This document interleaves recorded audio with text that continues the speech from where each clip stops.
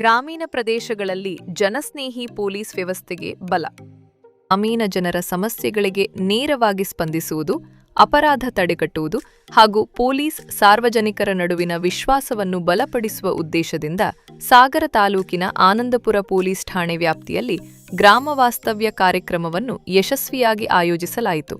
PSI Praveen SP ಅವರ ನೇತೃತ್ವದಲ್ಲಿ ನಡೆದ ಈ ಕಾರ್ಯಕ್ರಮವು ಜನಸ್ನೇಹಿ ಪೊಲೀಸ್ ವ್ಯವಸ್ಥೆಗೆ ಮಾದರಿಯಾಗಿ ಗಮನ ಸೆಳೆದಿದೆ. ಹಳ್ಳಿಗಳಲ್ಲಿ ಹಲವು ವರ್ಷಗಳಿಂದ ಮುಂದುವರಿದಿರುವ ವೈಯಕ್ತಿಕ ಗಲಾಟೆಗಳು, ಸಣ್ಣಪುಟ್ಟ ಕಾನೂನು ಸಮಸ್ಯೆಗಳು ಹಾಗೂ ಅಪರಾಧ ಸಂಬಂಧಿತ ಆತಂಕಗಳಿಗೆ ಸ್ಥಳದಲ್ಲಿಯೇ ಪರಿಹಾರ ಕಂಡುಕೊಳ್ಳುವುದು ಈ ಗ್ರಾಮ ವಾಸ್ತವ್ಯದ ಪ್ರಮುಖ ಉದ್ದೇಶವಾಗಿದೆ.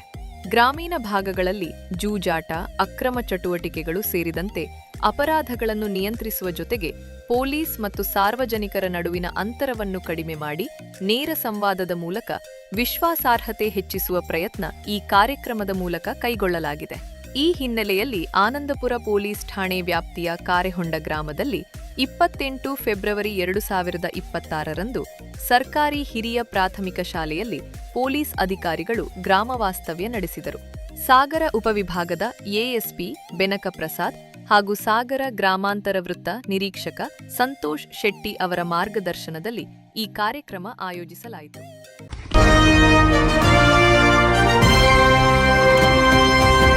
ನಮ್ಮೂರ ಒಗ್ಗಟ್ಟು ನಮ್ಮ ಶಕ್ತಿ, ಪೊಲೀಸರ ಸಹಕಾರ ಜಯದ ಭಕ್ತಿ, ಸೇರಿ ನಡೆದರೆ ಅಭಯದ ದಾರಿ, ಇದು ನಮ್ಮ ಊರು, ಇದು ನಮ್ಮ ಪ್ರೀತಿ.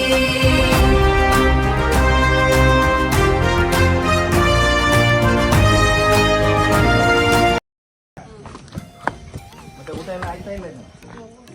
ಊಟ ಆಗಿಲ್ವಾ? ಮತ್ತೆ ನಾನು ಸಬ್ ಇನ್ಸ್ಪೆಕ್ಟರ್ ಹತ್ರ ಗೊತ್ತಿದೆಯಾ? ಲಾಸ್ಟ್ ಟೈಮ್ ಎಲ್ಲ ಬಂದಿದ್ವಿ.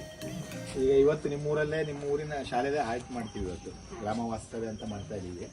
ಇಲ್ಲೇ ಇದ್ಬಿಟ್ಟು ನಾಳೆ ಬೆಳಗ್ಗೆ ಸಭೆ ಕೂಡ ಇಟ್ಕೊಂಡಿದ್ದೀವಿ. ಆಮೇಲೆ ನಿಮ್ಮ ಹುಡುಗರ ಜೊತೆ ಕ್ರಿಕೆಟ್ ಮ್ಯಾಚ್ ಇಟ್ಕೊಂಡಿದ್ದೀವಿ.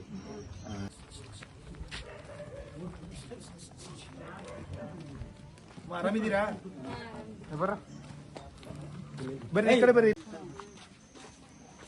ಇಲ್ಲಿ ಇವತ್ತು ಇಲ್ಲೇ ವಾಸ್ತವ್ಯ ಮಾಡ್ಬೇಕಂತ ಬಂದಿದ್ದೀವಿ. ಪೋಕ್ಸೋ ಮತ್ತು ಬಾಲ್ಯ ವಿವಾಹದ ಬಗ್ಗೆ ಒಂದು ಸ್ವಲ್ಪ ತಡೆಗಟ್ಟಕ್ಕೆ ಕ್ರಮ ನಾಳೆ ಬೆಳಗ್ಗೆ ಒಂದು 8ಗಂಟೆಗೆ ಇಲ್ಲಿ ಸ್ಕೂಲ್ ಹತ್ರ ಪ್ರೋಗ್ರಾಮು ಇರುತ್ತೆ. ಎಲ್ಲ ಪ್ರೋಗ್ರಾಮಿಗೆ ಬನ್ನಿ, ಅಟೆಂಡ್ ಮಾಡಿ. ತಪ್ಪು ಮಕ್ಕಳಿಗೆಲ್ಲ ಕಳಿಸ್ಕೊಡಿ. ಮಕ್ಕಳಿಗೆ ಒಂದು ಸ್ವಲ್ಪ ಎಜುಕೇಷನ್ ಎಲ್ಲ ತಪ್ಪಿಸ್ಕೊಳ್ಳದೆ ಇರಲಿ, ಸ್ಕೂಲೆಲ್ಲ ತಪ್ಪಿಸ್ಕೊಳ್ಳದೆ ಇರಲಿ ಅಂತೇಳಿ ಮಾಡ್ತಾ ಇದ್ದೀವಿ. ಓದಿದ್ರೆ ಒಂದು ಒಳ್ಳೆಯ ಹಂತಕ್ಕೆ ಬರ್ತಾರಲ್ವ, ಅದಕ್ಕೋಸ್ಕರ ಯಾವುದೇ ದುಷ್ಪರಿಣಾಮ ಆಗದೆ ಇರಲಿ, ದುಶ್ಚಟಗಳಿಗೆ ಬಲಿ ಆಗದೆ ಇರಲಿ ಅಂತ ಮಾಡ್ತಾ ಇದ್ದೀವಿ. ಸೊ ಇದಕ್ಕೆ ಎಲ್ಲರೂ ಕೈ ಜೋಡಿಸ್ತಾರೆ, ಆಯ್ತಾ?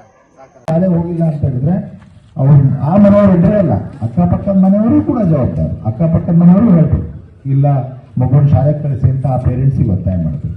ಹಾಗೆ ಟೀಚರ್ಸ್ಗಳಿಗೆ ನಾವು ಆಲ್ರೆಡಿ ಇನ್ಸ್ಟ್ರಕ್ಷನ್ ಕೊಟ್ಟಿದ್ದೀವಿ.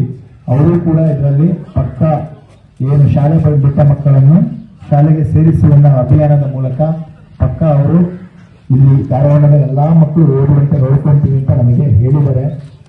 ಹಾಗೆ ಅಂಗನವಾಡಿ ಕಾರ್ಯಕರ್ತರಿಗೂ ಹೇಳಿದ್ದೀವಿ, ಎಲ್ಲಾ ಮಕ್ಕಳು ಕೂಡ ಅಂಗನವಾಡಿ ದಾಖಲೆ ಪಡಿಬೇಕು ಅಂತ ಹೇಳಿ.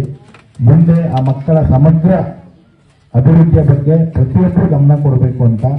ಹಾಗೆ ಪೋಷಕರಲ್ಲಿ ನಾವು ಹೇಳೋದು, ದುಶ್ಚಟಗಳು ಇತ್ತೀಚೆಗೆ ಸಣ್ಣ ಸಣ್ಣ ಮಕ್ಕಳೇ ನಾನು ನೋಡ್ತೀನಿ, ಇನ್ನು ಅವರು 18 ವರ್ಷನೂ ಆಗಿರಲ್ಲ, ಅಷ್ಟೊತ್ತೊಳಗೆ ಅವರು ಮದ್ಯಪಾನ ಬೇಕು, ಕಾನೂನಾತ್ಮಕವಾಗಿ ಅಪರಾಧ ಆಗತ್ತೆ. ಕೆಲವರು ಗೊತ್ತಿಲ್ಲದೆ ಈ ಒಂದು 18 ವರ್ಷದೊಳಗೆ ಮಗುವಿಗೆ, ಹೆಣ್ಣು ಮಗುವಿಗೆ ಮದುವೆ ಮಾಡಿ, ಈಗ 15-16 ವರ್ಷ ಆಗ್ತಿದ್ದಂಗೆ ಮಗಳು ದೊಡ್ಡವಳಾದ್ಲು, ಇನ್ನೇನು ಮದುವೆ ಮಾಡಬೇಕು ಅನ್ನೋ ಚಿಂತನೆ ಬರುತ್ತೆ. ಬಟ್ ಅದು ತಪ್ಪು. ಅವರ ಉತ್ತಮ ಬೆಳವಣಿಗೆ, ದೈಹಿಕ ಮತ್ತು ಮಾನಸಿಕ ಉತ್ತಮ ಬೆಳವಣಿಗೆ ಆಗೋದ್ರೊಳಗೆ ಮದುವೆ ಮಾಡೋದು ತಪ್ಪಾಗತ್ತೆ.